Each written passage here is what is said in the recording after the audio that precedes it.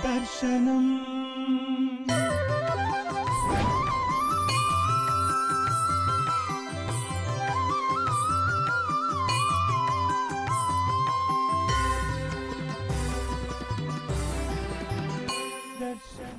వ్యాసాయ విష్ణురూపాయ వ్యాసరూపాయ విష్ణవే నమో బ్రహ్మనిధయే వాసిష్ఠాయ నమో నమః.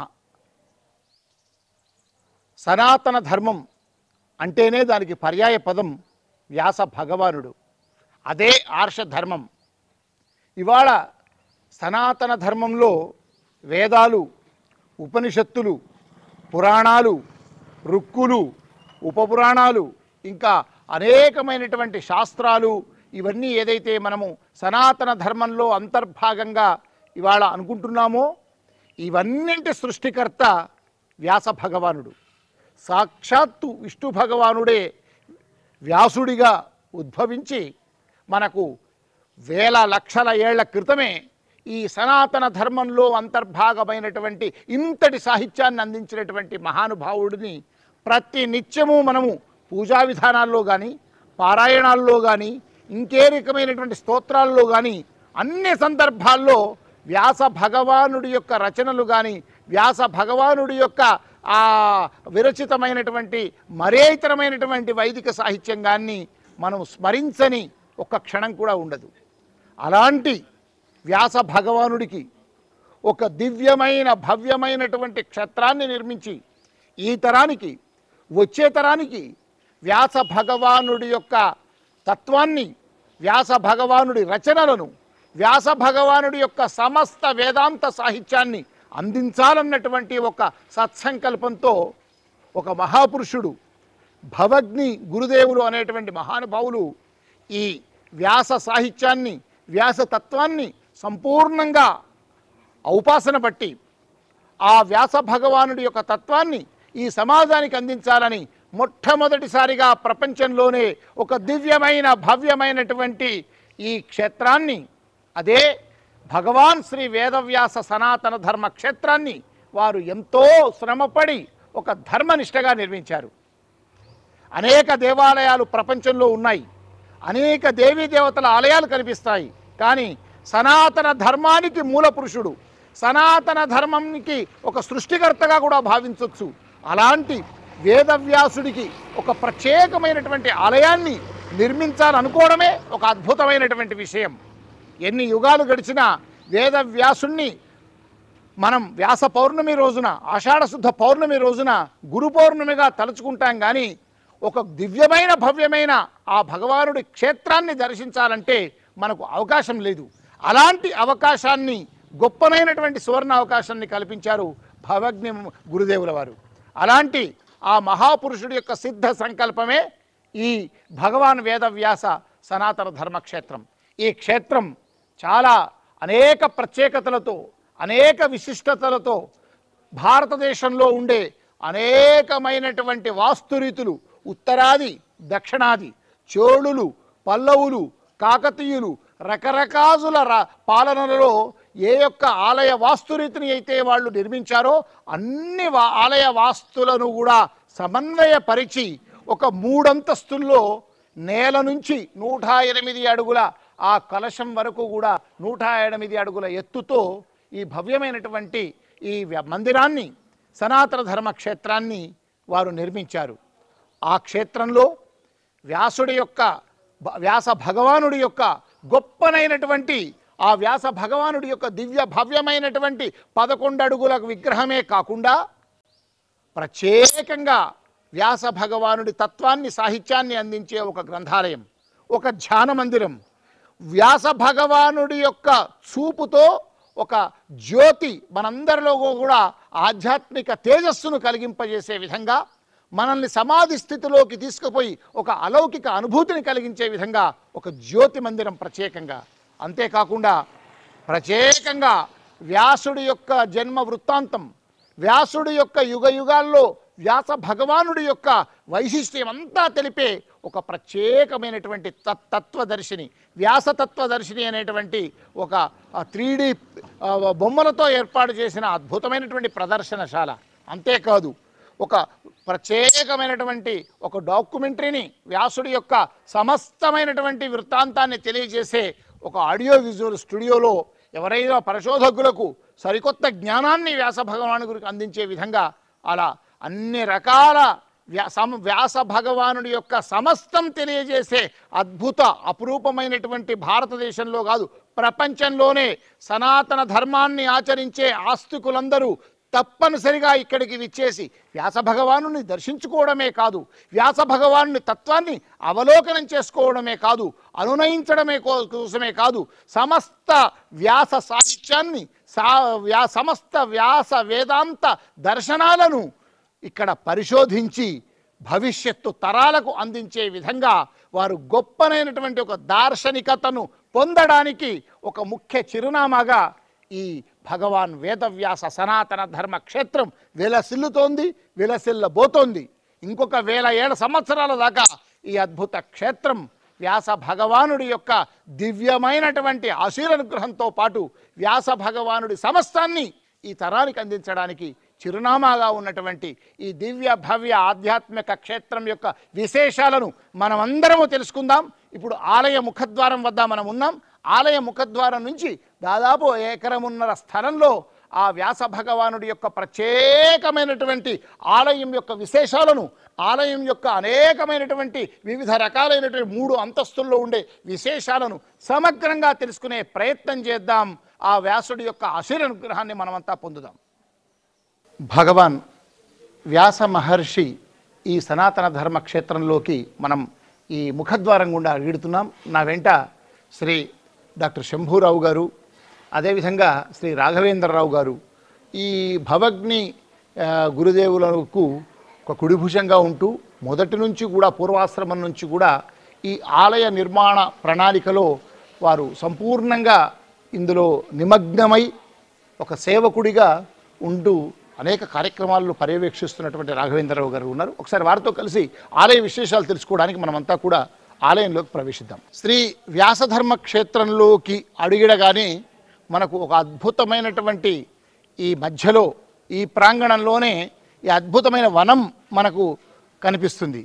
ఇదే తులసి వనం.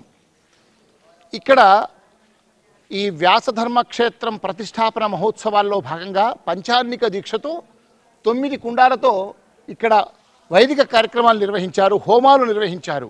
ఆ ప్రాంగణం పూర్తిగా పవిత్రంగా శాశ్వతంగా ఉండాలన్న ఆలోచనతో భవగ్ని మహర్షి గారు ఈ ప్రాంగణంలోనే ఈ ప్రాంతాన్ని ఏదైతే వైదిక కార్యక్రమాలు ప్రతిష్టా మహోత్సవం సందర్భంగా జరిగాయో దాన్నే తులసీవనంగా తీర్చిదిద్దారు. ఈ చక్కని ఈ ఆహ్లాదకరమైనటువంటి పచ్చటి బయళ్ల మధ్య అన్ని పళ్ళ చెట్లు, విభిన్న రకాలైనటువంటి పూల చెట్లతో పాటుగా ప్రత్యేకంగా తులసీవనం ఉంది. అంటే వ్యాస భగవానుడికి ప్రతిరోజు చేసే నిత్యార్చనలో ఈ ప్రాంగణంలో ఉండే తులసీవనం నుంచే ఫలాలు, పుష్పాలు, పత్రి ఇవన్నీ ఇక్కడి నుంచే వారిని స్వామిని అర్చించడానికి తీసుకువెళ్ళాలి, బయట నుంచి ఎక్కడి నుంచి కూడా తీసుకురావద్దు అన్న సంకల్పంతో ఆలయ ప్రాంగణంలోనే ఈ దివ్యమైనటువంటి తులసీవనం ఉంది. తులసీవనానికి ఒక వైపున సుందరమైనటువంటి చూసాం కదా ఈ 4 అంతస్తుల్లో ఇక్కడ వారందరూ నివాసం ఉండడానికి ఉంది. తర్వాత మరొక నిర్మాణం ఇటువైపు అవుతోంది. భవిష్యత్తులో ఇక్కడ భోజన వసతి, అన్నదానముతో పాటుగా ఇంకా వసతికి కూడా ఏర్పాట్లు చేయబోతూ ఉన్నారు. ఈ ప్రాంగణానికి వెనక వైపున పక్క అటు కృష్ణానది, అటు పక్కన కృష్ణానది తీరం ఉంది. వెనక వైపు ప్రత్యేకమైనటువంటి కొండలు ఉన్నాయి. ఆ కొండలైతే నిజంగా సహజ సిద్ధమైనటువంటి కొండలు. అందుకే వ్యాసుడు ఈ స్థలాన్ని ఎంచుకొని తను ఇక్కడ వెలయడానికి ప్రత్యేకంగా ఈ స్థలాన్ని ఎంచుకున్నాడా అన్నట్టుగా ప్రకృతి సిద్ధమైనటువంటి పర్వత శ్రేణి ఉంది. ఆ పర్వత శ్రేణి అయితే గర్భాలయానికి అభిముఖంగా ఒక కొండ, ఆ కొండ వ్యాసుని రూపంలోనే కనిపిస్తుంది. ఇలా విభిన్నమైనటువంటి ప్రత్యేకతలు, విశిష్టతలతో ఈ భగవాన్ వ్యాస సనాతన ధర్మ క్షేత్రం అత్యద్భుతమైనటువంటి ఒక దివ్య భవ్య క్షేత్రంగా విరాజిల్లుతుంది. ఇంకా ఆలయం బయట ప్రాంగణంలో లేని ప్రత్యేకతలు ఉంటే ఆలయం లోపలికి వెళ్ళినప్పుడు మరిన్ని విశేషాలు, మరిన్ని ప్రత్యేకతలు, మరింత అద్భుతమైనటువంటి మహాత్మ్యాన్ని కలిగించే విషయాలు ఎన్నో ఉన్నాయి. అవి తెలుసుకోవడానికి మనం లోనికి వెళదాం. వ్యాసాయ విష్ణు రూపాయ వ్యాస రూపాయ విష్ణవే. విష్ణువే వ్యాసుడు, వ్యాసుడే విష్ణువు, భగవానుడే వ్యాసుడి రూపంలో ఈ లోకంలో ఉద్భవించి సనాతన ధర్మాన్ని ప్రతిష్ఠ చేసినటువంటి భగవానుడు. అలాంటి మహర్షి ఎక్కువ కాలం తపస్సు చేసింది, ఎక్కువ కాలం తన రచనలు సాగించింది, ఎక్కువ కాలం తపోనిష్టతో ఉన్న ప్రదేశం బదరికా వనం. అలాంటి వ్యాస భగవానుడు బదరికా వనంలో తపస్సు చేస్తూ సమస్త మానవాళికి వేదాంత సాహిత్యం అందించారు అనడానికి సూచికగా ఈ వ్యాస భగవానుని దివ్యక్షేత్రంలో భగవాన్ వ్యాస సనాతన ధర్మ క్షేత్రంలోకి అడుగిడగానే మనకు తులసీవనం తర్వాత అటు నుంచి వస్తుంటే ఎడమవైపున కనిపించేది బదరికా వనంలో తపోనిష్టగా ధ్యానముద్రలో ఉన్నటువంటి వ్యాస మహర్షి.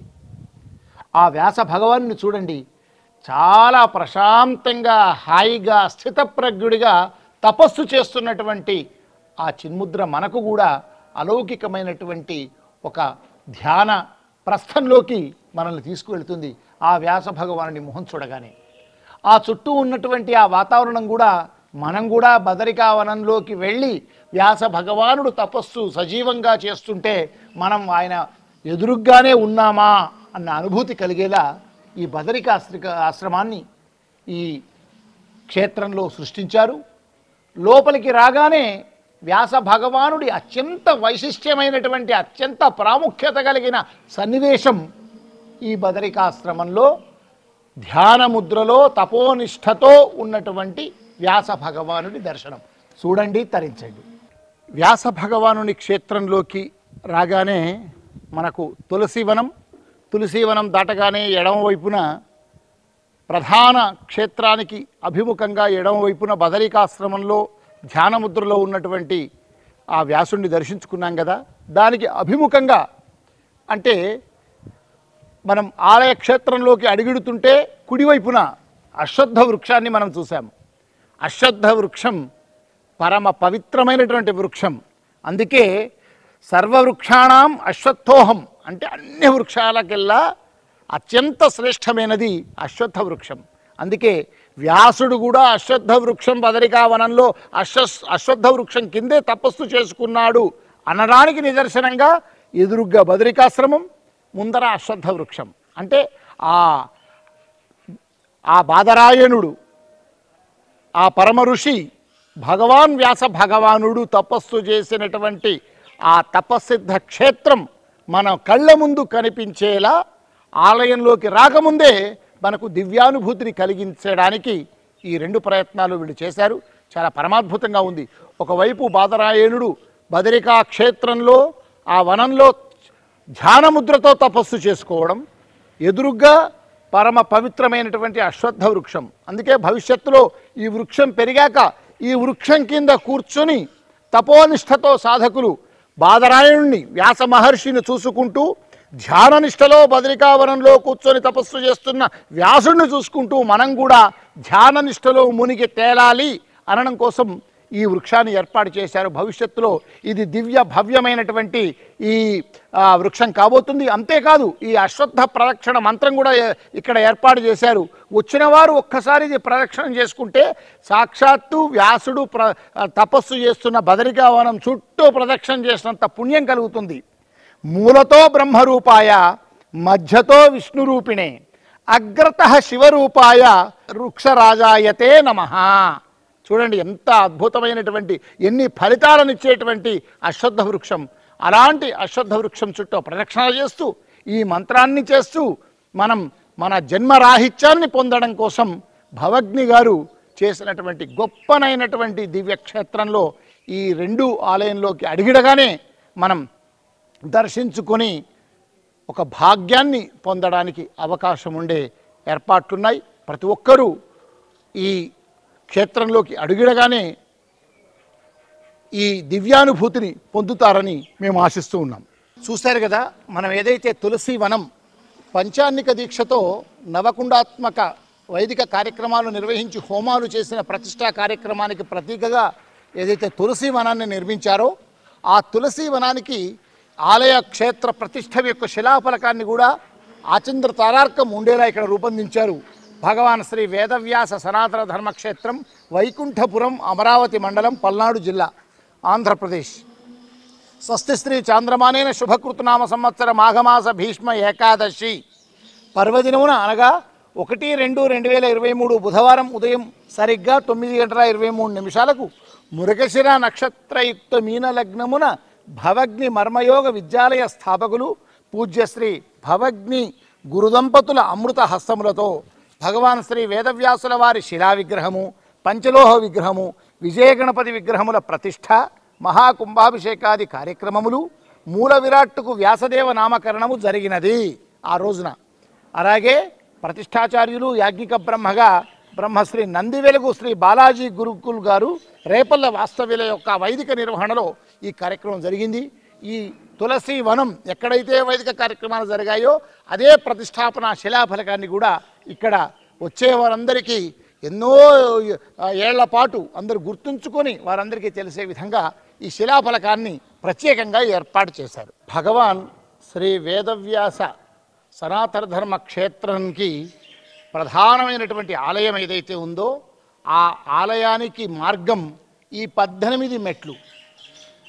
ఈ 18 మెట్లు ప్రత్యేకంగా వేదవ్యాసుడు రచించినటువంటి అష్టాదశ పురాణాలకు ప్రతీకగా ఈ 18 మెట్లుగా ప్రతీకలుగా చూపారు.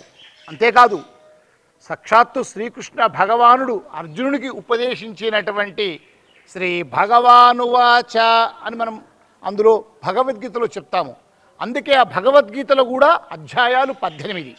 ఆ 18 అధ్యాయాలకు 18 పురాణాలకు ఆ వేదవ్యాసుడిని స్మరించుకోవడానికి ప్రధానంగా ఈ వేదవ్యాస సనాతన ధర్మక్షేత్రాన్ని 18 మెట్ల దారిగా చూపించారు. అంటే దీని సారాంశం ఏమంటే ఈ క్షేత్ర ప్రాంగణంలోకి అడుగిడగానే మొత్తం వేదవ్యాసులను ఏదో ఒక రకంగా స్మరించుకునే అవకాశం, స్మరించుకునేటువంటి వీలు కలిగేట్టుగా ఇక్కడ రూపకల్పన చేశారు. అందుకే ఈ 18 మెట్ల యొక్క ప్రాధాన్యత. ఇకపోతే 18 మెట్లు ఎక్కి పైకి రాగానే 4 స్తంభాలు ఉన్నాయి. చాలా పెద్దనైనటువంటి స్తంభాలు.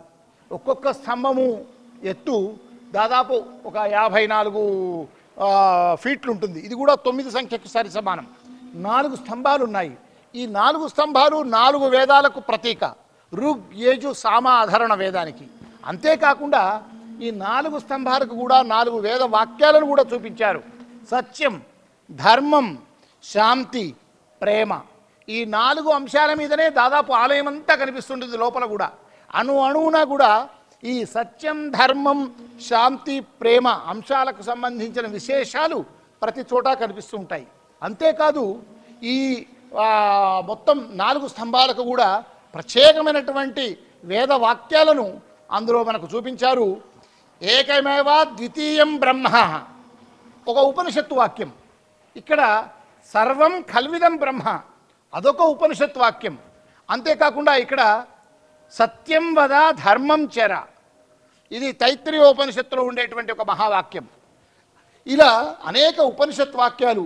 ఇక్కడ తత్వమసి, మన శంకర అద్వైతంలో ప్రధానమైనటువంటిది తత్వమసి. మహాభగవాన్ వేదవ్యాసుడి యొక్క ఉపనిషత్తుల్లోని ఒక గొప్పైన వాక్యం.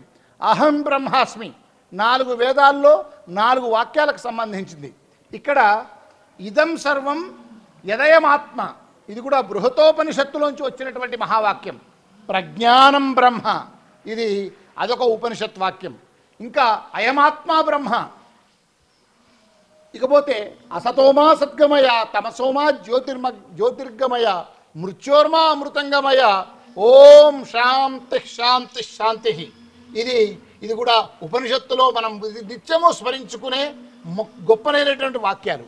ఇకపోతే చివరి స్తంభంలో ఇక్కడ సత్యం జ్ఞానం అనంతం బ్రహ్మ, ఇది కూడా తైత్రీయోపనిషత్తులో ఉండే. ఇలా ఉపనిషత్తుల్లోని వేదవ్యాస భగవానుడు అందించినటువంటి ప్రధాన ఉపనిషత్తుల్లోని శ్లోకాలు, ప్రధాన వాక్యాలను రాగానే భక్తులు వేదవ్యాసుడి తత్వాన్ని రేఖామాత్రంగా జీర్ణించుకోవడం, రేఖామాత్రంగా అనునయించుకోవడం, ఒక రకమైనటువంటి ఒక తాదాత్మ్య స్థితికి వేదవ్యాసుడి యొక్క ప్రబోధన ద్వారా పొందడానికి రాగానే 4 వేదాలకు ప్రతీకగా 18 మెట్లు ఎక్కి ఈ వాక్యాలను చదవడం.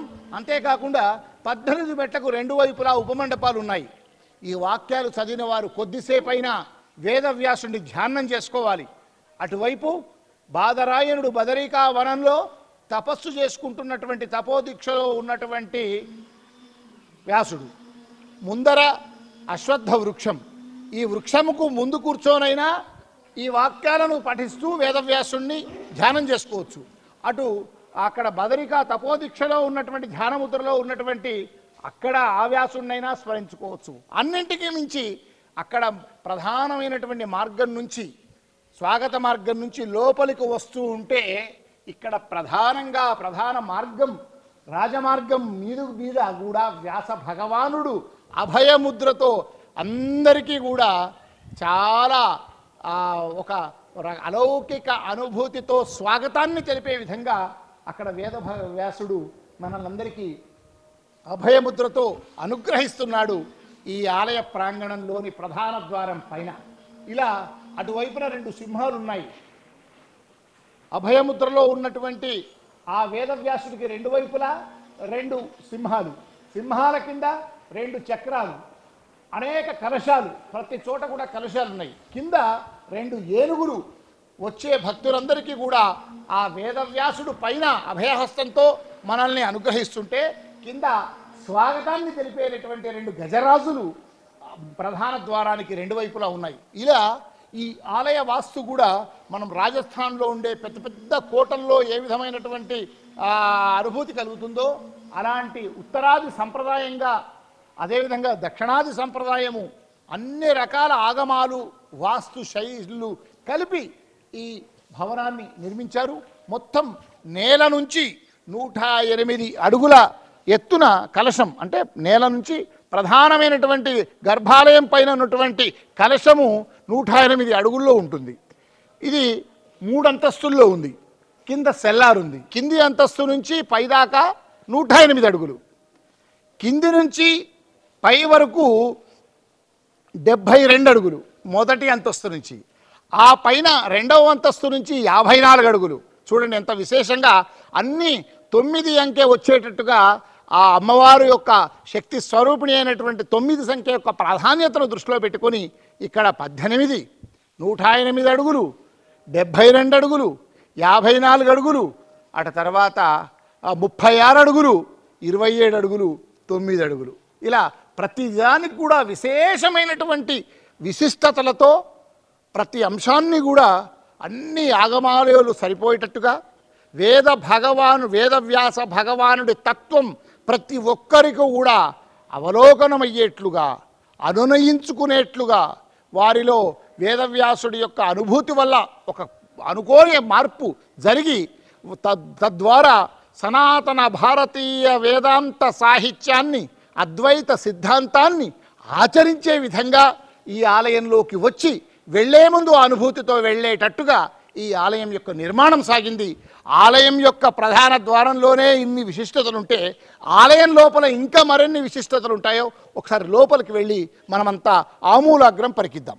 వేదవ్యాస సనాతన ధర్మ క్షేత్రంలోకి లోపలికి ప్రవేశించగానే మనం మొట్టమొదట మనల్ని ఆకర్షించేది ఒక దివ్యానుభూతి కలిగించే ప్రదేశం సెల్లార్ భాగం.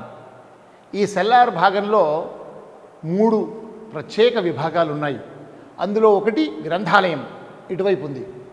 గ్రంథాలయం తర్వాత ఆడియో విజువల్ రూమ్.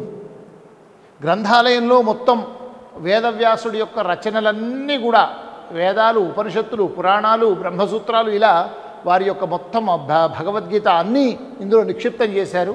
ఎవరైనా దాన్ని పరిశోధించడానికి కానీ, ఎవరైనా వారిని అభ్యసించడానికి కానీ ఉపయోగపడేటువంటిది గ్రంథాలయం. అటు కాకుండా ఈ తత్వదర్శిని, వేదవ్యాస తత్వదర్శిని అనేటువంటి ప్రదర్శనశాల ఇక్కడ ఉంది. ఇది చాలా గొప్పనైనది. ఈ వేదవ్యాస తత్వదర్శినిలో అనేకమైనటువంటి చిత్రపటాలు వేదవ్యాసుడి యొక్క జీవనానికి సంబంధించి కానీ, ఆయన వృత్తాంతం కానీ సంపూర్ణంగా తెలియజేసేటువంటి అనేకమైనటువంటి 3D చిత్రాలు చాలా శిల్పాలతో రూపొందించినటువంటి చిత్రాలు ఉన్నాయి. ఈ చిత్రాలు 2 కళ్ళు చాలవు. చిన్న పిల్లవాడి దగ్గర నుంచి పండితుల దాకా ఎందరినో అలరించే ఎంతో గొప్పగా మొత్తం వేదవ్యాస వృత్తాంతం మొత్తాన్ని తెలియజెప్పే ఒక గొప్పనైనటువంటి ప్రదర్శనశాల ఈ వేదవ్యాస తత్వదర్శిని. ఒక్కొక్క చిత్రం ఒక కావ్యంగా, ఒక దృశ్య కావ్యంగా మనల్ని అలరిస్తుంది. అనేకమైనటువంటి తెలియని విషయాలను వేదవ్యాసుడి యొక్క సమస్తమైనటువంటి వృత్తాంతాన్ని తెలియజేస్తుంది. అలాంటి మొత్తం విషయాలను ఈ తత్వదర్శిని నిర్మాణంలో భవగ్ని ఋషి గారితో కలిసి ప్రయాణం చేస్తున్న శ్రీ రాఘవేంద్రరావు గారు మనకు ప్రతి చిత్రాన్ని వివరిస్తారు. ఇప్పుడు వారి ద్వారా ఈ మొత్తం ఈ తత్వదర్శిని ప్రదర్శనశాలలో ఉన్నటువంటి అన్ని చిత్రాల యొక్క విశేషాలను వారి ద్వారానే విందాం. రాఘవేంద్రరావు గారు దయచేసి మాకు ఈ తత్వదర్శనంలో ఉన్నటువంటి ఈ 3D బొమ్మలు ఏవైతే ఉన్నాయో, చిత్రాలు ఏవైతే ఉన్నాయో వాటి గురించి సవివరంగా అందరికీ తెలిసే విధంగా దయచేసి తెలియజేయగలరు. ఓం శ్రీ గురుభ్యో నమః. ముందుగా ఈరోజు మనం అమరావతి మండలం వైకుంఠపురం గ్రామంలో నిర్మితమై ఉన్నటువంటి భగవాన్ శ్రీ వేదవ్యాస సనాతన ధర్మక్షేత్రంలో ఉన్నాం. భగవాన్ శ్రీ వేదవ్యాసుల వారి యొక్క అవతార తత్వాన్ని, వారు అందించినటువంటి జ్ఞానాన్ని లోకానికి అందించడం కోసం పూజ్యశ్రీ భవగ్ని గురుదేవుల యొక్క సంకల్పంతో ఈ భగవాన్ శ్రీ వేదవ్యాస సనాతన ధర్మక్షేత్రం నిర్మించడం జరిగింది. ఈ ధర్మక్షేత్రంలో మనం ఇప్పుడు సెల్లార్లో ఉన్నాం. ఈ సెల్లార్ భాగానికి పూజ్య సమర్థ సద్గురు భవగ్ని గురుదేవుల వారు వేదవ్యాస అవతార తత్వదర్శిని అని నామకరణం చేసి వేదవ్యాసుల వారి యొక్క అవతార తత్వాన్ని, అలాగే వారు ఎక్కడ ఎప్పుడు ఏ విధంగా వ్యక్తమై ఈ లోకానికి జ్ఞానబోధన అందించారు అనేటటువంటి విషయాలతో కూడిన చిత్రాలతో రూపొందించినటువంటి ఈ అవతార తత్వదర్శనంలో మనం ఇప్పుడు ఉన్నాం. ముందుగా మనం ఈ అవతార తత్వదర్శనంలో ఏర్పాటు చేసినటువంటి ఒక దృశ్యాన్ని, ఒక చిత్రపటాన్ని మనం ఇక్కడ తిలకిస్తున్నాం. ఈ చిత్రపటం ద్వారా మనం ఈ చిత్రపటంలో ఉన్నది మరి బ్రహ్మజ్ఞాని, మరి తత్వజ్ఞాని అయినటువంటి పరాశర మహర్షి వారు, అలాగే సత్యవతి మాత పడవలో ప్రయాణం చేస్తున్నటువంటి చిత్రాన్ని ఇక్కడ మనం చూస్తున్నాం. ఈ పరాశర మహర్షి, సత్యవతి మాత ప్రయాణిస్తున్నటువంటి ఈ శుభ సందర్భంలో బ్రహ్మజ్ఞాని, తత్వదర్శి అయినటువంటి మరి పరాశర మహర్షి వారికి ఆ యొక్క దివ్య సంకల్పం కలగటం, ఈ సందర్భంలో ఒక అవతార పురుషుడు అవతారాన్ని తీసుకోవాల్సినటువంటి సమయం ఆసన్నమైంది అని చెప్పి వారికి స్ఫురించడం, ఆ సందర్భంలో సత్యవతి మాతతో వారు ఈ అద్భుతమైనటువంటి విషయాన్ని తెలియపరచగా సత్యవతి మాత అంగీకారంతో మరి వారు అద్భుతమైనటువంటి అవతార పురుషుడికి జన్మనిచ్చినటువంటి సందర్భాన్ని మనం ఇక్కడ తిలకిస్తున్నాం. ఇప్పుడు మనం అవతార తత్వదర్శనంలో ఉన్నటువంటి మరొక చిత్రపటం గురించి తెలుసుకోబోతున్నాం. ఈ చిత్రపటంలో భగవాన్ శ్రీ వేదవ్యాసుల వారికి జన్మనిచ్చినటువంటి తల్లిదండ్రులు మరి పరాశర మహర్షి వారు, అలాగే సత్యవతి మాత, మరి 16 సంవత్సరాల బాలుడిగా ఉన్నటువంటి భగవాన్ శ్రీ వేదవ్యాసుల వారి చిత్రపటాన్ని మనం ఇక్కడ తిలకిస్తున్నాం. ఈ చిత్రపటంలో మనకు మరి 16 సంవత్సరాల బాలుడిగా మరి జన్మ తీసుకున్నటువంటి వేదవ్యాసుల వారు తల్లిదండ్రుల యొక్క ఆశీర్వాదం పొందటం, అలాగే సకల దేవతల యొక్క ఆశీర్వాదం పొందటం, అనంతరం వారు ధ్యానానికి హిమాలయాలకి వెళ్ళినటువంటి సందర్భంలో తల్లిదండ్రుల ఆశీర్వచనాన్ని పొందినటువంటి దృశ్యాన్ని మనం ఈ చిత్రపటంలో దర్శిస్తున్నాం. ఇప్పుడు మనం భగవాన్ శ్రీ వేదవ్యాసుల వారు తల్లిదండ్రుల ఆశీర్వాదంతో తపోదీక్షకు వెళ్ళి హిమాలయాల్లో తపస్సు చేసుకున్నటువంటి దృశ్యాన్ని మనం ఇక్కడ తిలకిస్తున్నాం. వారు హిమాలయాల్లోని బదరికాశ్రమంలో వారు తపోదీక్షలో ఉండి మరి సకల వేదాలను సకల శాస్త్రాలను కూడా మనకు అందించినటువంటి ఈ దృశ్యాన్ని మనం ఇక్కడ తిలకిస్తున్నాం. అలాగే ఈ తపస్సు చేసుకుంటూ సమస్త వాంగ్మయాన్ని కూడా మనకు అందించినటువంటి ఈ దృశ్యాన్ని మనం ఇక్కడ తిలకిస్తున్నాం. ఈ చిత్రం ద్వారా భగవాన్ శ్రీ వేదవ్యాసుల వారు తపోదీక్షకు వెళ్ళే శుభ సమయంలో మరి తల్లికి ఇచ్చిన మాట ప్రకారం సత్యవతి మాత వారి కుమారుడైనటువంటి భగవాన్ శ్రీ వేదవ్యాసుల వారిని స్మరించిన వెంటనే రాజభవనానికి వ్యాస భగవానుల వారు విచ్చేసినటువంటి సందర్భం ఇది. ఈ సందర్భంలో రాజభవనానికి విచ్చేసినటువంటి వేదవ్యాసుల వారిని మరి రాజ పురోహితులు పాదపూజ చేస్తున్నారు. ఆ యొక్క దృశ్యాన్ని సత్యవతి మాత ఆధ్వర్యంలో నిర్వహించడం జరుగుతున్నది. ఈ చిత్రం ద్వారా మనం భగవాన్ శ్రీ వేదవ్యాసుల వారిని, అలాగే భీష్మ పితామహుల వారిని, అలాగే సత్యవతి మాత ఈ రాజభవనంలో కొలువుదీరినటువంటి సన్నివేశాన్ని మనం ఇక్కడ చూస్తున్నాం. ఈ సన్నివేశం ద్వారా మరి సత్యవతి మాత స్మరించుకున్న వెంటనే వారు రాజభవనానికి విచ్చేసిన సందర్భంలో భీష్ముల వారి సమక్షంలో ఈ కురువంశాన్ని మరి వృద్ధి చేయమని చెప్పి సత్యవతి మాత వ్యాసుల వారిని కోరుతున్నటువంటి సందర్భం. కురువంశాన్ని వృద్ధి చేసినప్పుడు భీష్ముల వారు ఆ యొక్క పురోగతిని వారు బాధ్యత తీసుకుంటారు. మరి భీష్ముల వారి సమక్షంలో వారు సత్యవతి మాత కోరికను మరి భగవాన్ శ్రీ వేదవ్యాసుల వారు అంగీకరించినటువంటి సందర్భాన్ని మనం ఈ చిత్రంలో చూస్తున్నాం. ఇక్కడ మనం చూస్తున్నటువంటి అద్భుతమైన దృశ్యం ద్వారా ముఖ్యమైనటువంటి ఒక విషయాన్ని తెలుసుకోబోతున్నాం. ఈ చిత్రంలో భగవాన్ శ్రీ వేదవ్యాసుల వారు, అలాగే ధృతరాష్ట్రుల వారు, మరి గాంధారిని ఇక్కడ మనం దర్శించవచ్చు.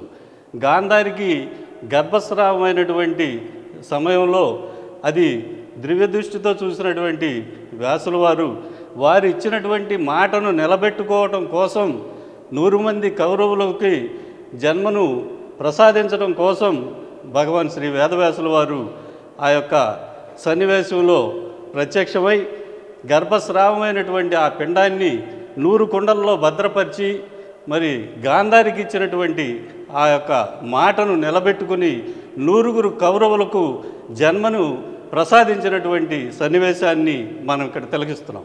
ఈ చిత్రంలో మనం భగవాన్ శ్రీ వేదవ్యాసుల వారిని, అలాగే వారి తల్లి సత్యవతి మాతను ఇక్కడ దర్శిస్తున్నాం.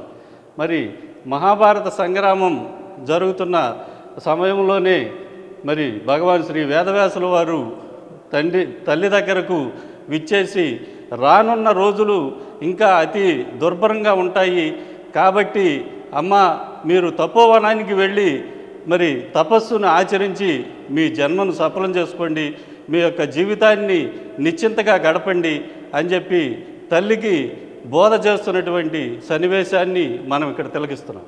ఈ చిత్రంలో మనం భగవాన్ శ్రీ వేదవ్యాసుల వారిని, అలాగే మరి కుంతీదేవిని, పాండవులు మరి 5గురిని కూడా మనం ఈ చిత్రంలో దర్శిస్తున్నాం.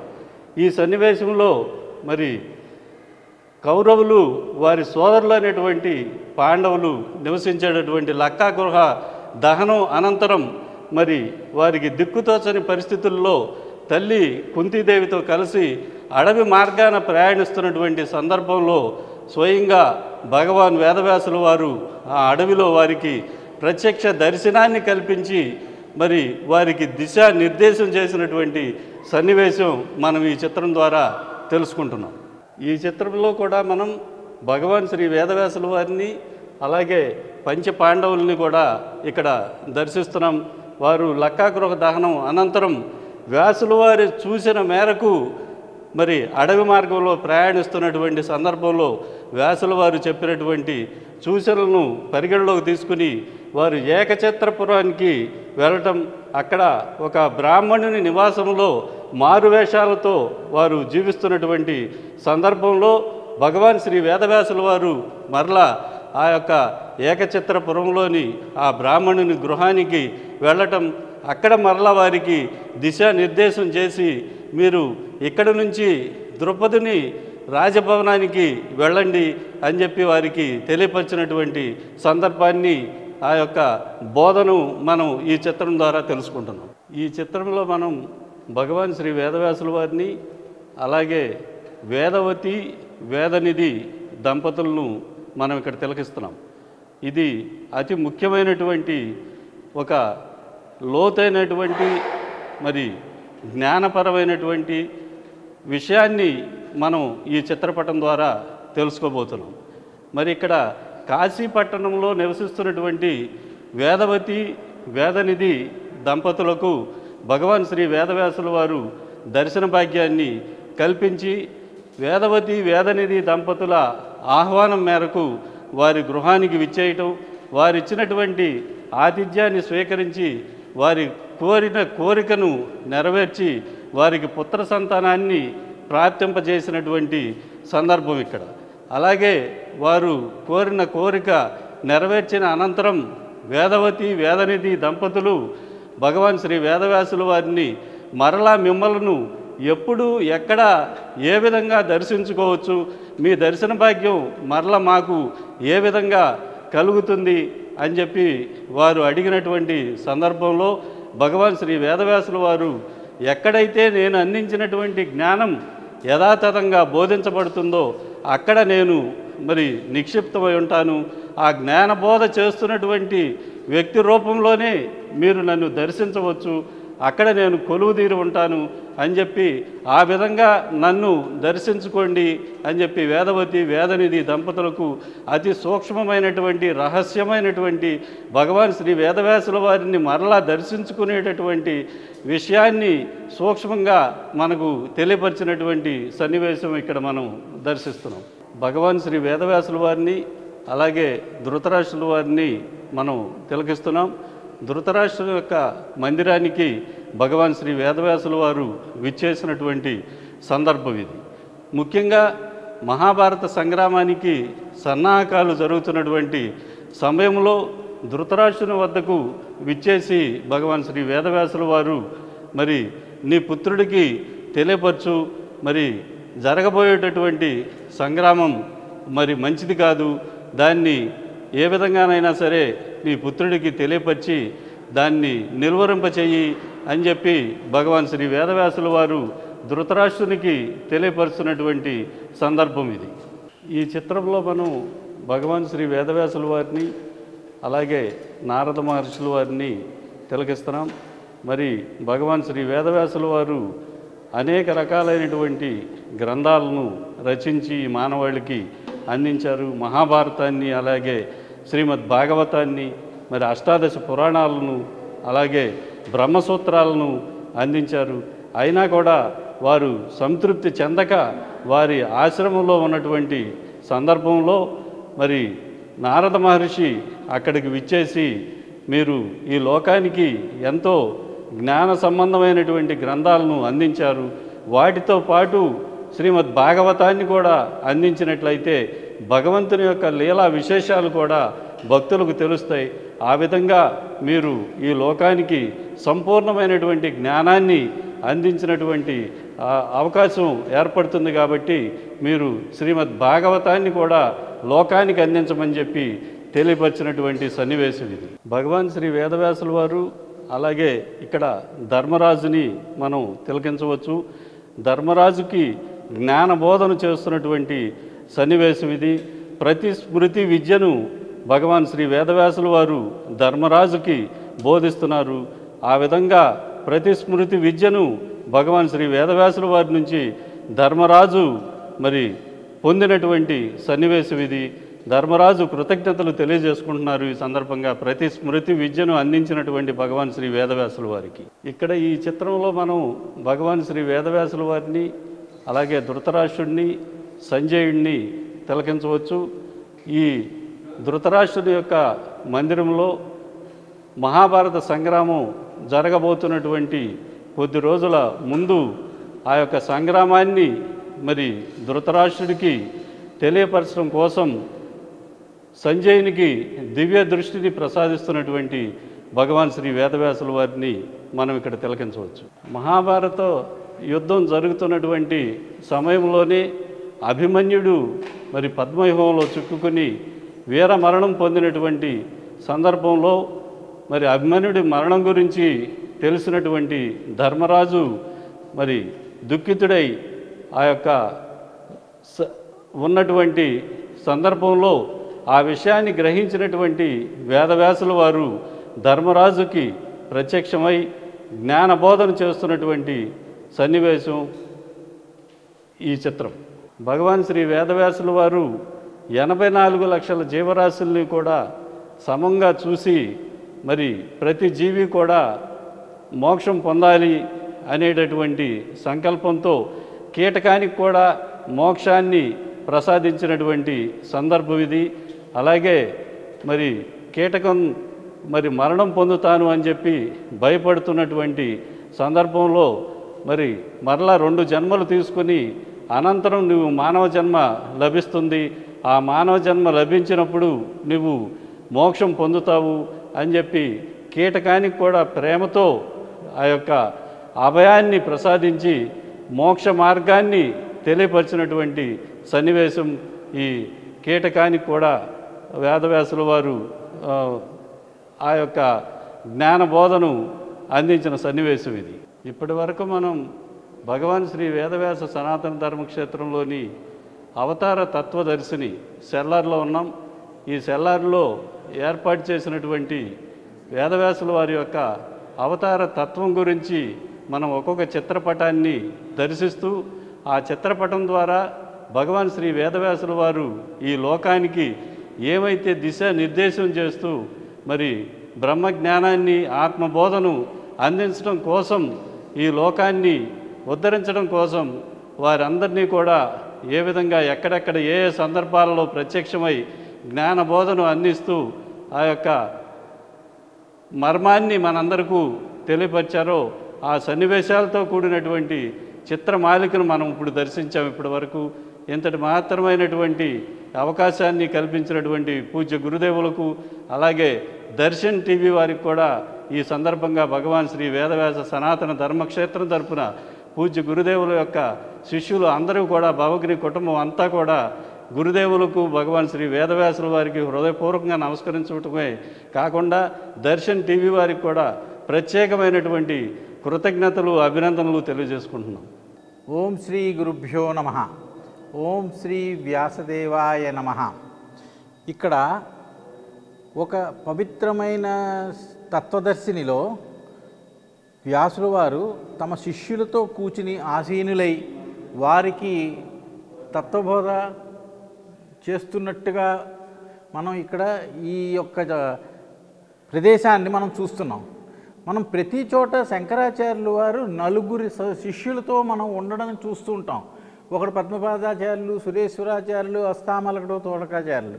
ఇక్కడ కూడా వ్యాసుల వారికి నలుగురినే చూపిస్తారు. పైలుడు, వైశంపాయనుడు, జైమిని అండ్ సుమంతుడు. కానీ ఈ తత్వదర్శినిలో మనం వ్యాసుల వారు సూతుడికి మహాభారతం పురాణాలు చెప్పారు, శుకుడికి భాగవతం చెప్పారు.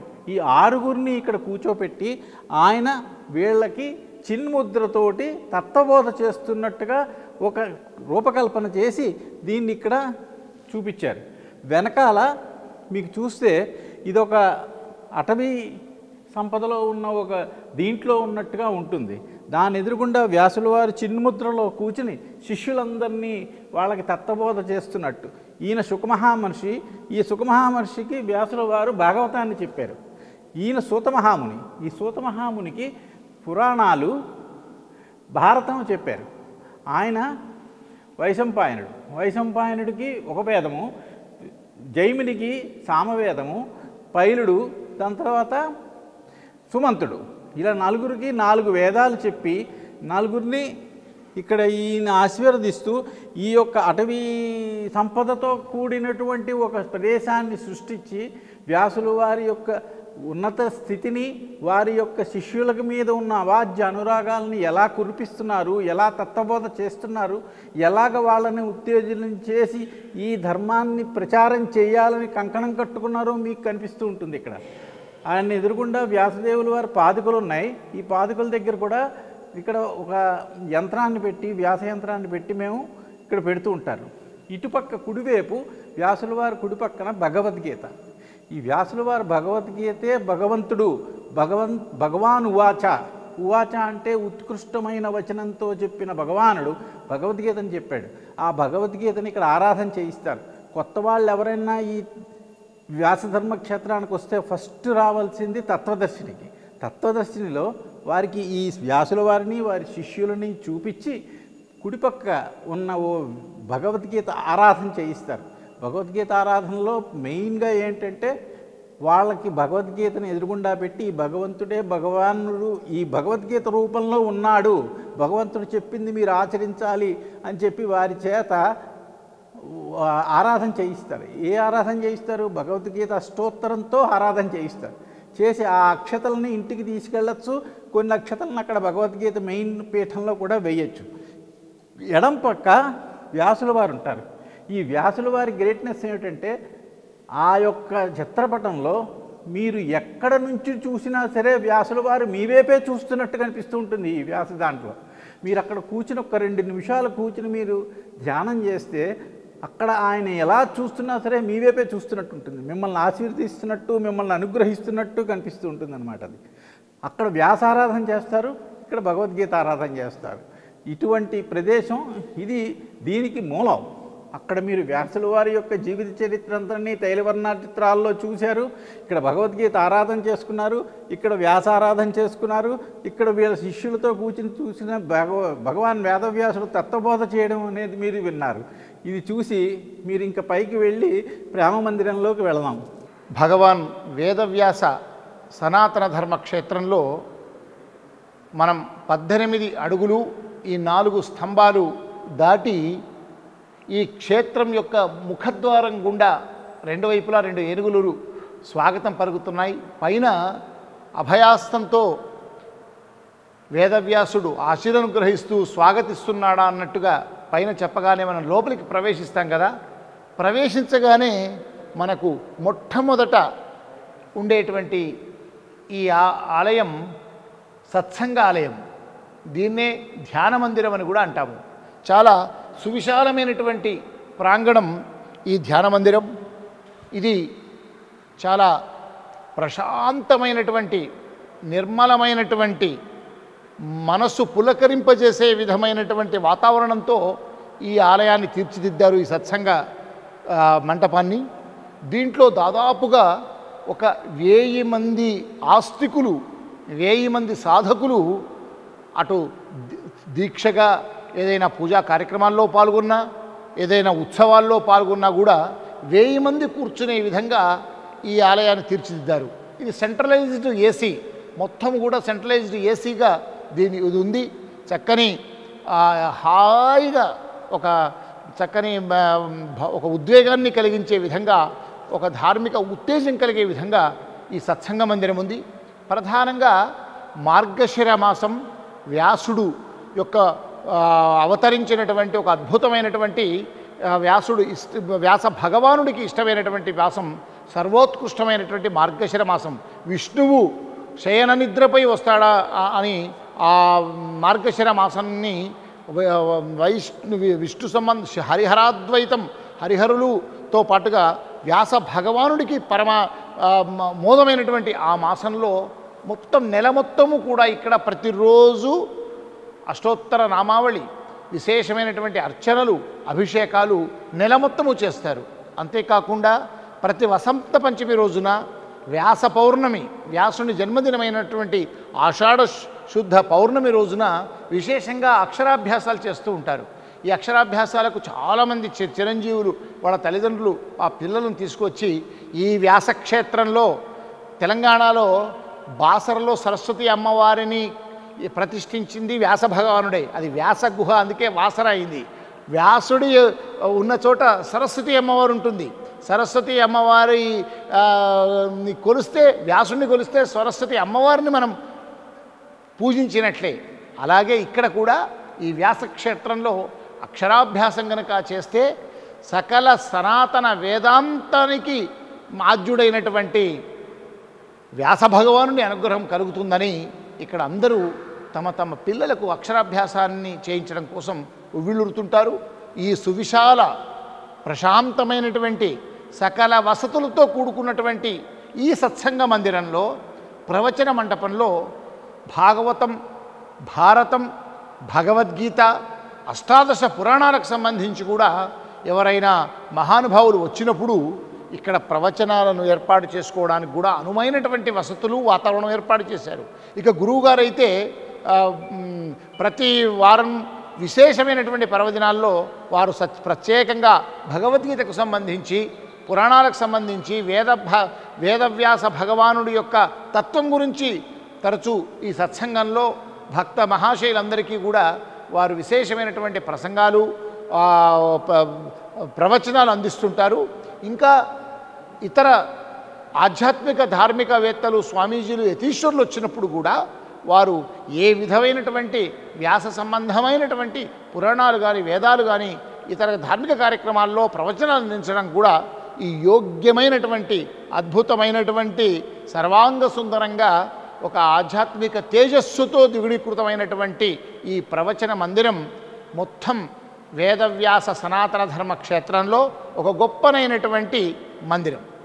భగవాన్ వేదవ్యాస సనాతన ధర్మ క్షేత్రంలో మనం మొదటి అంతస్తుకు వచ్చాము. ఇది ప్రేమ మందిరం. గురువుగారు, భవగ్ని గురువుగారు దీన్ని ప్రేమ మందిరంగా, ఎంతో ప్రేమగా ఈ ఆలయాన్ని నిర్మించుకున్నారు. ఏ భగవానుడైతే సనాతన ధర్మంలో ఆర్ష సంస్కృతిని మనకు అందించారో, ఇది సనాతన ధర్మం అని మనం ఎన్నెన్నో రూపాల్లో ప్రకటించుకుంటున్నామో, అవి వేదాలు కానీ, ఉపనిషత్తులు కానీ, దర్శనాలు కానీ, అష్టాదశ పురాణాలు కానీ, ఉపపురాణాలు కానీ, ఇంకా సమస్త వేదాంత సాహిత్యం, బ్రహ్మసూత్రాలు, ఇలాంటివన్నింటినీ మనకు ఎన్నో యుగ యుగాలుగా మనకు అమూల్య సంపదను ఈ సనాతన ధర్మం రూపంలో మనకు అందించిన ఆ వ్యాస భగవానుడి ఏకైక దివ్యమైన భవ్యమైనటువంటి మందిరం ఇక్కడ కొలువై ఉంది. ఇది ప్రపంచంలోనే ఒక అద్భుతమైన మందిరం. వ్యాస పౌర్ణమి రోజున, వ్యాసుడు జన్మించిన రోజున, వ్యాసుడు ఉదయించిన రోజున చాలా చోట్ల ఆశ్రమాల్లో, పీఠాల్లో, చాలా క్షేత్రాల్లో కార్యక్రమాలు జరుగుతాయి. కానీ ప్రత్యేకంగా వ్యాస భగవానుడికే ఒక భవ్యమైనటువంటి మందిరం ఏర్పాటు చేయడం అంటే అది సనాతన ధర్మాన్ని ఆచరించే ప్రతి ఆస్తికుడికి ఎంతో ఆనందకరమైనటువంటి విషయం.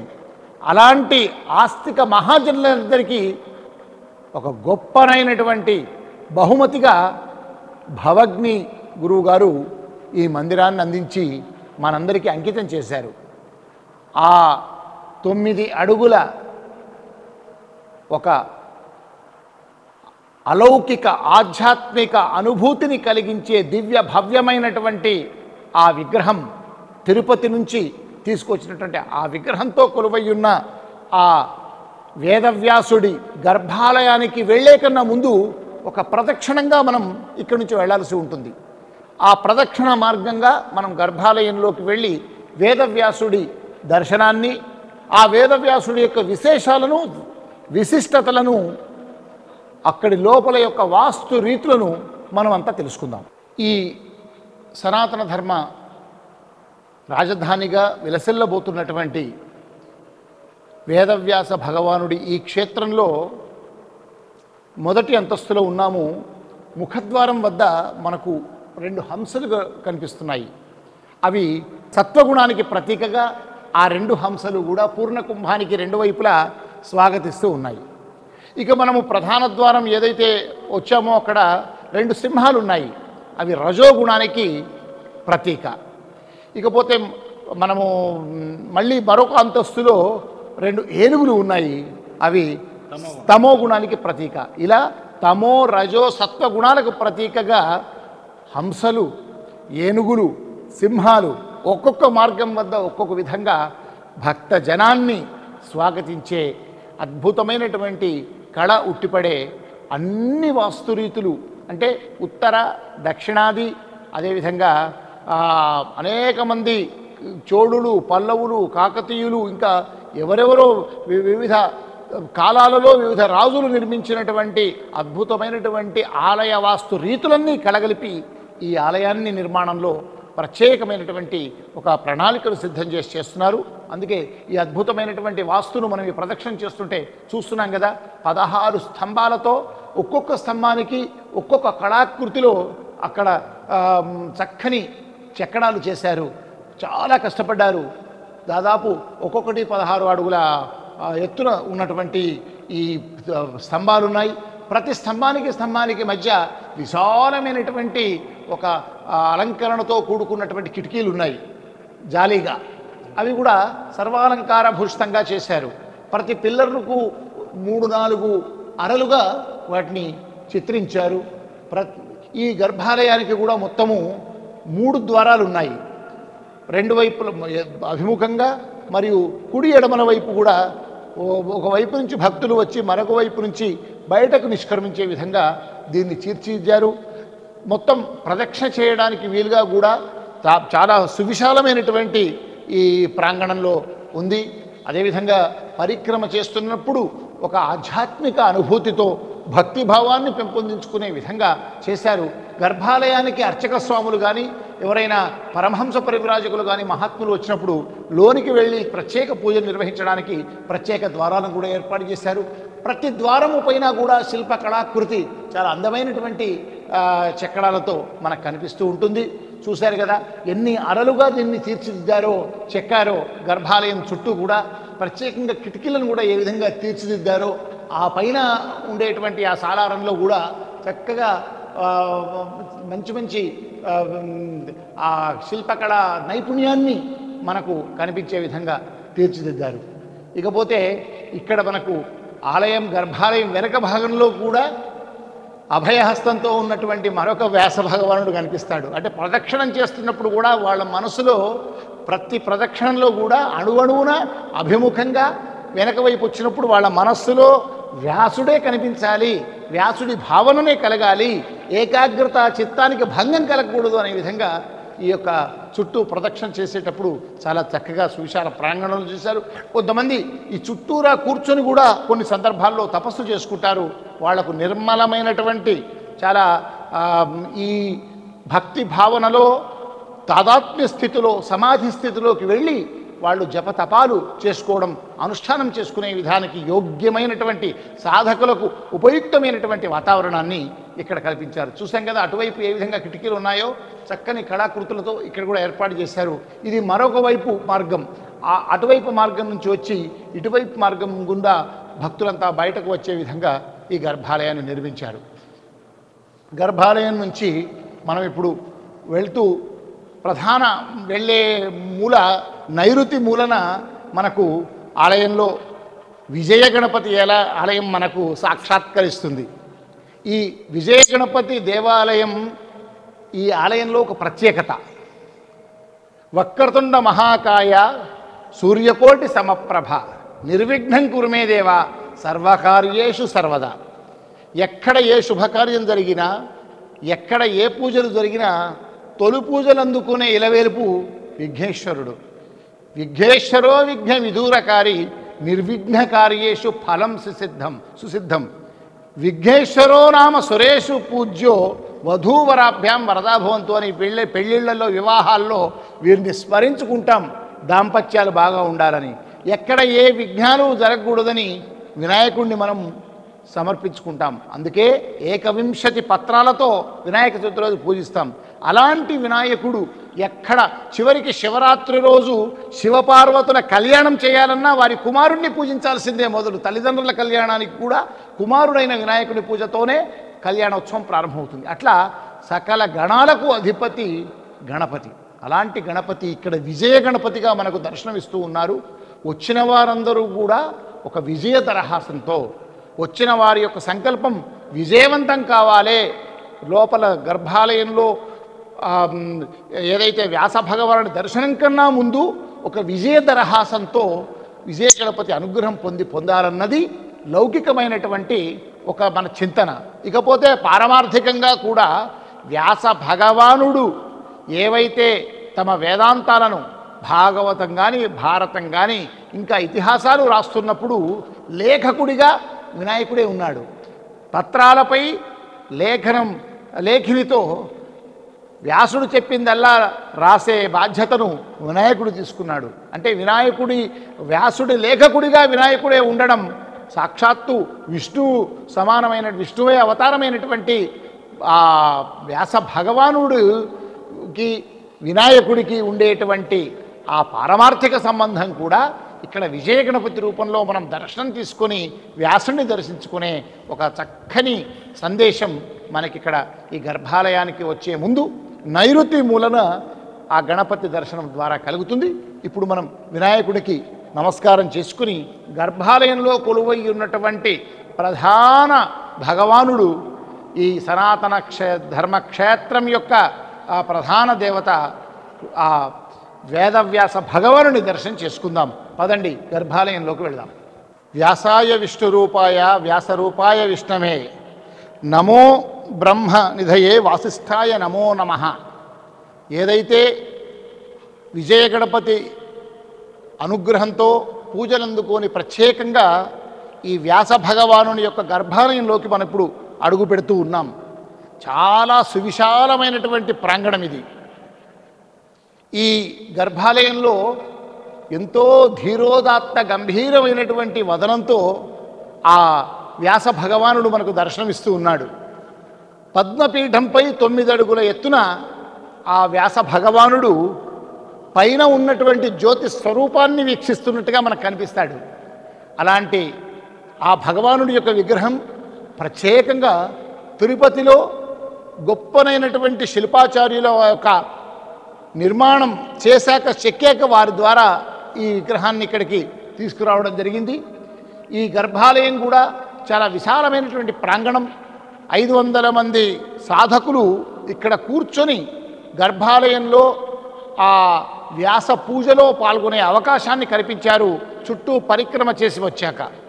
ఈ ప్రాంగణం ఒక ధ్యాన మందిరంలాగా ఉంటుంది, ఒక ప్రేమ మందిరంలాగా ఉంటుంది, ఒక అనుష్ఠాన మందిరంలాగా ఈ సకలమైనటువంటి ఆస్తికులకు ఇది గొప్పనైనటువంటి సాధనకు యోగ్యమైనటువంటి ప్రదేశంగా ఈ వ్యాస భగవానుడి యొక్క ఆలయం మనకు కనిపిస్తుంది.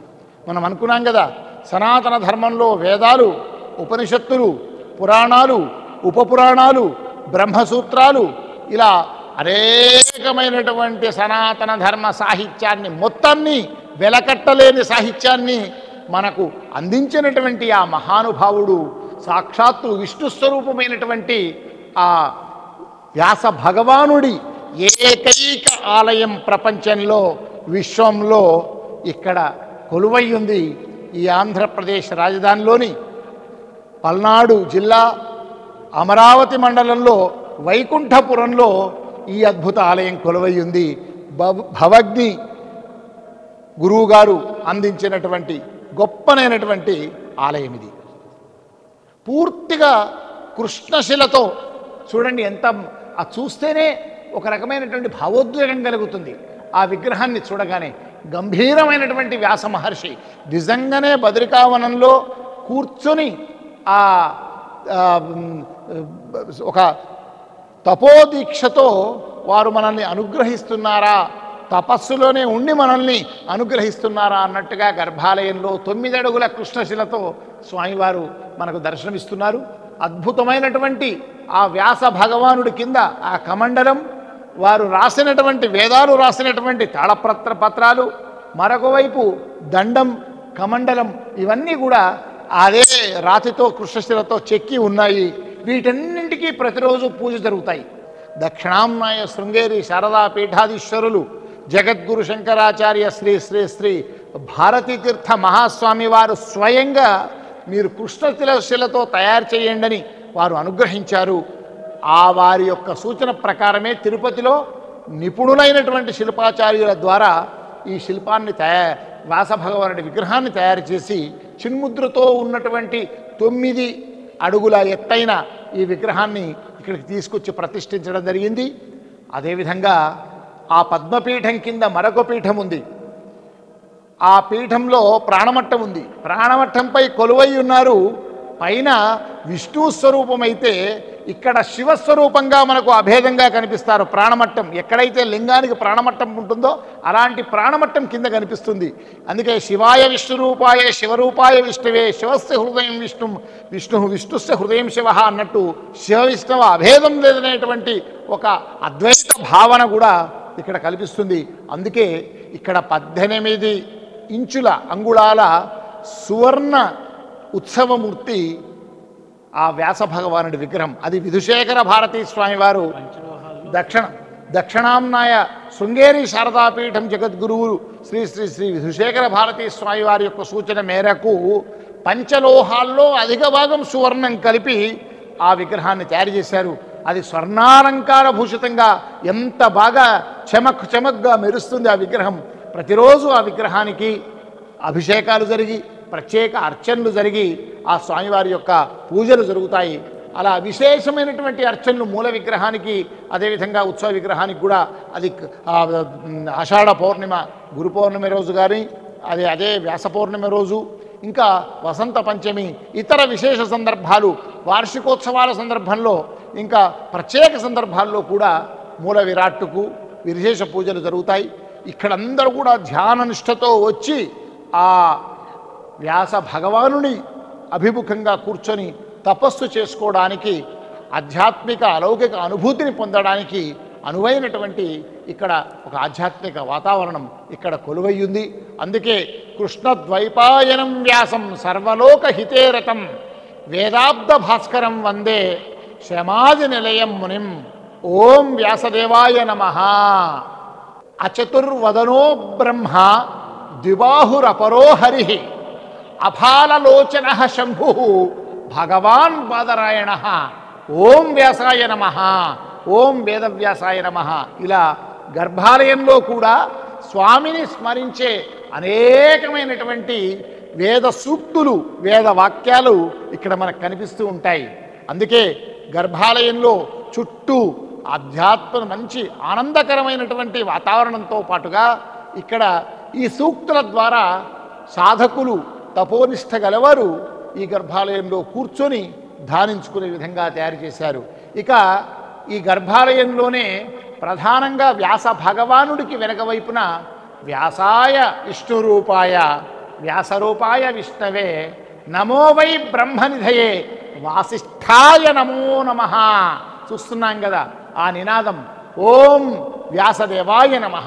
ఇలా 3 వైపులా 3 రకాలైనటువంటి సూక్తులతో, అత్యద్భుతమైనటువంటి శ్లోకాలతో స్వామిని స్మరించి ఆరాధించి ధర్మనిష్టగా పూర్తి సమాధి స్థితిలో స్వామిని ధ్యానించడానికి, స్వామివారి అనుగ్రహం పొందడానికి ఈ భవ్యమైనటువంటి సనాతన ధర్మ క్షేత్రమైనటువంటి వేదవ్యాస భగవానుడి ఈ క్షేత్రంలో గర్భాలయంలో 9 అడుగుల ఎత్తైనటువంటి కృష్ణశిలతో ఉన్నటువంటి వ్యాస భగవానుడి ఆలయంలో ఇంత గొప్పనైనటువంటి దివ్యానుభూతి కలిగేలా ఈ ఆలయాన్ని తీర్చిదిద్దారు. ఒక్కరోజు ఇక్కడికి విచ్చేసి కొన్ని క్షణాలైనా గర్భాలయం ముందు కూర్చొని తాదాత్మ్య చిత్తంగా మంత్ర దీక్షగా ధర్మదీక్షతో స్వామిని ఆరాధిస్తే మన జీవితంలో ఎన్నెన్నో తెలియని అనుభవాలు, ఎన్నెన్నో పూర్వజన్మ ఫలితం, అదేవిధంగా మన జన్మ సార్థకమవుతుంది, అదేవిధంగా మళ్ళొక జన్మ ఉండదు అనే విధంగా స్వామివారి అనుగ్రహం మనకు కలుగుతుందని మనకు పెద్దలు మహాత్ములు తెలియజేశారు. కనుక ఒక్కసారైనా జీవితంలో ఈ వేదవ్యాసుడి యొక్క ప్రత్యేక ఈ క్షేత్రానికి విచ్చేసి స్వామిని ఆరాధించి స్వామి అనుగ్రహం పొంది ప్రతి ఒక్కరూ తరించాలని సమస్త ఆస్తిక భక్త కోటిని సవినయంగా ప్రార్థిస్తూ ఉన్నాం. ఈ భగవాన్ వేదవ్యాస మహర్షి సనాతన ధర్మ క్షేత్రంలో మనం ప్రధానమైన గర్భాలయం పైకి వచ్చాము. ఇక్కడ ఒక అత్యద్భుతమైనటువంటి సాధకులకు ఒక దివ్యానుభూతి కలిగించే జ్యోతి మందిరాన్ని నిర్మించారు. ఇది అష్టభుజాకృతిలో ఉంది ఈ జ్యోతి మందిరం. ఈ అష్టభుజాకృతిలో ఉన్నటువంటి జ్యోతి మందిరానికి 4 వైపులా 4 స్తంభాలు ఉన్నాయి. 4 స్తంభాల పైన 4 వైపుల ఓంకారాలు కలిగిన కలశాలు ఉన్నాయి. అది సత్యం, ధర్మం, ప్రేమ, శాంతి. ఈ మూలమైనటువంటి వాక్యాలు మొత్తం సనాతన ధర్మానికి ఈ 4ంటితోనే ఆధారపడి ఉంటుంది. ప్రతిదీ కూడా ఏ వేదాంత సాహిత్యమైనా అదే సత్యం, ధర్మం, ప్రేమ, శాంతి. ఈ 4 పదాలతో కూడినటువంటి 4 స్తంభాలు. ఆ 4 స్తంభాల మధ్యలో అఖండ జ్యోతి మందిరం, అంటే నిరంతరము వెలుగుతూనే ఉంటుంది అఖండ జ్యోతి. ఈ అఖండ జ్యోతి చూస్తున్నాం కదా, నేరుగా వేదవ్యాసుడి యొక్క గర్భాలయంలో ఉన్నటువంటి వేదవ్యాసుడి మీద ఆ కిరణాలు రుజుమార్గంలో ప్రసరించేట్టుగా ఉంటాయి. గర్భాలయం పైన ఉన్నటువంటి పరంజ్యోతి మందిరంలో ఉన్న అఖండ జ్యోతి యొక్క వెలుగు ప్రసారం వేదవ్యాస భగవానుడి యొక్క గర్భాలయంలో వేదవ్యాసుడి కనులపైకి ప్రసారమయ్యేటట్టుగా నిర్మించారు. అదేవిధంగా వేదవ్యాసుడు అఖండ జ్యోతిని వీక్షిస్తున్నట్టుగా గర్భాలయంలో వారి కనులు కనిపిస్తాయి. ఎంత అద్భుతం అంటే ఇది చాలా అరుదుగా ఉంటుంది. ఇప్పుడు మనం పరంజ్యోతి అఖండ జ్యోతి ఉన్నటువంటి పరంజ్యోతి మందిరం నుంచి పై అంతస్తు నుంచి ఇప్పుడు వేద భగవాన్ని మనం చూస్తూ ఉన్నాం. ఇది గొప్పనైనటువంటి దివ్యమైన అనుభూతి. అంటే వేదవ్యాసుడి తీక్షణమైన చూపు జ్యోతి పైన, జ్యోతి నుంచి వచ్చే తీక్షణమైనటువంటి రుజుమార్గపు యొక్క ఆ కాంతి వ్యాసుడి పైన పడడం వల్ల ఈ జ్యోతిని కానీ వ్యాసుడిని కానీ దర్శించుకునే భక్తులకు, సాధకులకు అత్యద్భుతమైనటువంటి ఆధ్యాత్మికమైనటువంటి అనుభూతి కలగడమే కాదు, వాళ్ళలో సమాధి స్థితిలో అనుష్ఠానం చేసుకునే వారికి సత్ఫలితాలు పొందడానికే ఈ యొక్క అద్భుతమైనటువంటి ఈ జ్యోతి మందిరం. ఈ మందిరం పేరు పరంజ్యోతి మందిరంగా గురువుగారు ఏర్పాటు చేశారు. ఈ పరంజ్యోతి మందిరంలో ఉండేటువంటి జ్యోతిని 4 స్తంభాల చుట్టూ అష్టాభుజాకృతిలో ఉన్న ఈ పరంజ్యోతి మందిరం చుట్టూ ప్రదక్షిణం చేసిన అద్భుతమైనటువంటి పరంజ్యోతి యొక్క ప్రభావం మన మీద కూడా పడి మనలో ఒక గొప్పనైనటువంటి ఫలితాలు మనం సాధించవచ్చు. మన యొక్క పరిపక్వ దశకు మన సాధనను వెళ్ళవచ్చు అనే దానికి ఈ పరంజ్యోతి మందిరం యొక్క దర్శన ఫలితం కలుగుతుందని ఇక్కడ దీన్ని నిర్మించారు. ఇది గొప్పనైనటువంటి ఈ క్షేత్రంలో ఉంది. వ్యాస భగవానుడి దివ్యమైనటువంటి సూక్తులలో ఆయో ఉపనిషత్తుల్లో ఉన్నటువంటి మహావాక్యాలు కొన్ని ఈ అష్టభుజాకృతిలో ఉన్నటువంటి పరంజ్యోతి మందిరం చుట్టూ సాధకులు జపం చేసేటట్టుగా అవి ఏర్పాటు చేశారు. అందులో ఒకటి తమేవ భాంతం అనుభాతి సర్వం తస్య భాషా సర్వమిదం విభాతి. అలాగే అంతర్జ్యోతిర్బహిర్జ్యోతి ప్రత్యగ్జ్యోతి పరాత్పర జ్యోతిర్జ్యోతి స్వయం జ్యోతి ఆత్మజ్యోతి శివోస్మ్యహం. ఇది బ్రహ్మజ్ఞానావళి మాలలో ఉన్నటువంటి శ్లోకం. దీపం జ్యోతి పరబ్రహ్మ దీపం జ్యోతి పరాయణం దీపేన హరతే పాపం సంధ్యాదీపం నమోస్తుతే. అంటే పరంజ్యోతి మందిరం చుట్టూ అష్టభుజాకృతిలో ఆ అఖండ దీపాన్ని దర్శనం చేసుకుంటూ ఈ శ్లోకాలు చదివితే ఒక గొప్పనైనటువంటి దివ్యానుభూతి పొందుతాం. ఎన్నో ఫలితాలను మనము పొందుతామనడానికి ఇక్కడ అనుకూలంగా చేశారు. అదేవిధంగా ఈ భవిజ్ఞ గురువుగారు స్వయంగా ఏరుకోరి నేనెవరు అనే దానికి ఒక నిర్వచనాన్ని చూపించారు. ఎవరు నేను అనేటువంటి తత్వచింతన చేసినప్పుడు భవజ్ఞ గురువు గారు వారి యొక్క అన్వేషణలో చేసినటువంటి విషయం మొత్తము 6 కోణాల్లో 6 వృత్తాల్లో వారిని చూపించారు. ఒకటి అన్నమయ కోశం, రెండవది ప్రాణమయ కోశం, మనోమయ కోశం, విజ్ఞానమయ కోశం, ఆనందమయ కోశం. ఇలా ఈ విధమైనటువంటి పంచకోశాలకు అతీతంగా ద్రష్టగా ఉండి సర్వాన్ని ప్రకాశింపజేస్తున్న ఆత్మజ్యోతి స్వరూపమే నీవని అనుభవంగా నిన్ను నీవు తెలుసుకో అని వారు నేనెవరు అనే దానికి చక్కని నిర్వచనాన్ని ఇచ్చారు. మరొక వైపు ఈ అష్టభుజ ఆకృతిలోనే మరొకటి యదాదిత్యగతం తేజో జగద్భాసయతేఖిలం యచ్చంద్రమసి యచ్చాగ్నౌ తత్తేజో విద్ధి మామకం. ఇది భగవద్గీతలో ఉన్నటువంటి 15వ అధ్యాయంలోని 12వ శ్లోకం. న తత్భాసయతే సూర్యో న శశాంకో న పావకః యద్గత్వా న నివర్తంతే తద్ధామ పరమం మమ. ఇది భగవద్గీతలోని 15వ అధ్యాయంలోని 6వ శ్లోకం. ఇలా అనేకమైనటువంటి అద్భుతమైనటువంటి శ్లోకాలను ఈ అష్టాభుజి ఆకృతిలో ఉన్నటువంటి పరంజ్యోతి మండపంలో ఏర్పాటు చేశారు. ఇక మరొక వైపు మరొక అద్భుతమైనటువంటి భగవద్గీత శ్లోకాన్ని మనకు అందించారు. జ్యోతిషామపి తజ్జ్యోతి తమసః పరముచ్యతే జ్ఞానం జ్ఞేయం జ్ఞానగమ్యం హృది సర్వస్య విష్ఠితం. భగవద్గీతలోని 13వ అధ్యాయంలోని 17వ శ్లోకం ఇది. ఇక యోంతః సుఖోంతరారామః తథాంతర్జ్యోతిద్రేవయః సయోగి బ్రహ్మ నిర్వాణం బ్రహ్మభూతోధిగచ్చతి బ్రహ్మభూతోధిగచ్చతి. భగవద్గీతలోని 5వ అధ్యాయంలోని 24వ శ్లోకం. ఇలా జ్యోతి గురించి, ఆ పరంజ్యోతి గురించి, ఆ అఖండ జ్యోతి గురించి, ఆ జ్యోతిని దర్శించుకున్నప్పుడు ఆ అఖండ జ్యోతి అష్టాభుజ ఆకృతి యొక్క ఆలయం చుట్టూ ప్రదక్షిణ చేసినప్పుడు ఈ పురాణాల్లో, ఉపనిషత్తుల్లో ఆ వేదవ్యాస భగవానుడు అందించిన దివ్యమైనటువంటి ఈ సూక్తులను, ఈ శ్లోకాలను చదివితే పరమాద్భుతమైనటువంటి అనుభూతితో పాటు మనము అనేకమైనటువంటి పుణ్య ఫలాన్ని పొందుతామనడానికి ఈ అష్టాభుజాకృతిలో అనేకమైనటువంటి శ్లోకాలను అందించారు. మీరు ఒక్కసారి చూస్తున్న వీక్షకులు ఇప్పుడు వీటిని ఒక్కసారి పఠించి మీరు ఆ అనుభూతిని, ఆ పుణ్య ఫలాన్ని పొందాలని, ఎప్పుడో జీవితంలో ఒకసారి ఈ ఆలయాన్ని దర్శించుకోవాలని మీ అందరినీ కూడా నేను సవినయంగా కోరుతూ ఉన్నాను. భవగ్ని గురుదేవులు నిర్మించినటువంటి దివ్య భవ్యమైనటువంటి భగవాన్ శ్రీ వేదవ్యాస సనాతన ధర్మక్షేత్రంలో గర్భాలయం పైన మంటపం ఉందో ఆ మంటపం మీద ఒక సమాధి స్థితిలో తపోసిద్ధంగా అనుష్ఠానం చేసుకోవడానికి ఒక ధ్యాన మందిరాన్ని ఏర్పాటు చేశారు. ఆ మందిరం అభిముఖంగా మందిరం పక్కనే గర్భాలయం యొక్క గోపురం ఉంటుంది.